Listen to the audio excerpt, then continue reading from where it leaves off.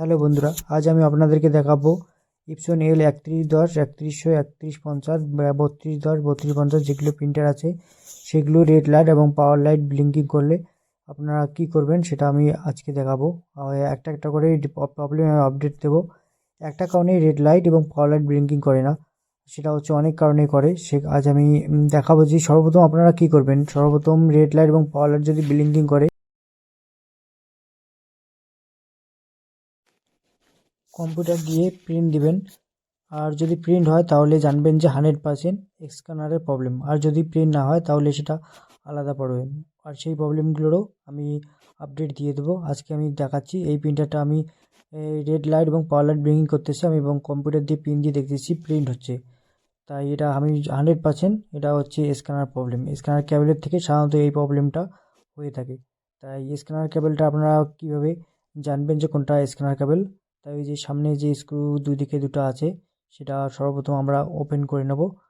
Open করে নিয়ে তারপর হচ্ছে কভারটাকে তুলব। স্ক্রুটা আমি এখনই খুলব। তারপর আমি দেখাবো যে কোন কেবলটার জন্য এই প্রবলেমটা হয়। আমি কভারটা এখন ওপেন করব। ওপেন করে আমি দেখাবো যে কোনটা স্ক্যানার কেবল।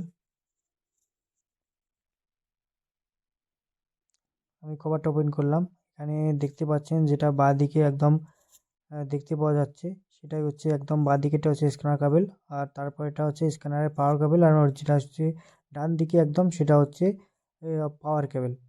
তাই একদম বাঁ দিকের কেবলটার কারণে আমাদের এই প্রবলেমগুলো হয়ে থাকে। তাই বাঁ দিকের কেবলটা বের করে নেবেন একবার। বের করে নিয়ে তারপরে কেবলের যে মাথাটা আছে সেটা ভালো করে পরিষ্কার করে নেবেন।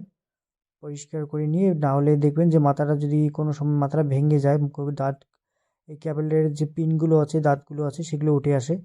তাই ওখানে না হলে সামান্য একটু কেটে দিবেন। কেটে দিয়ে তারপরে কেবলটা লাগাবেন। লাগালে সাধারণত 50 থেকে 70% চান্স আছে যে হয়ে যাবে। আর যদি না হয় তাহলে সেক্ষেত্রে কেবলটা চেঞ্জ করলে 100% আপনার প্রিন্টার রেডি হয়ে যাবে।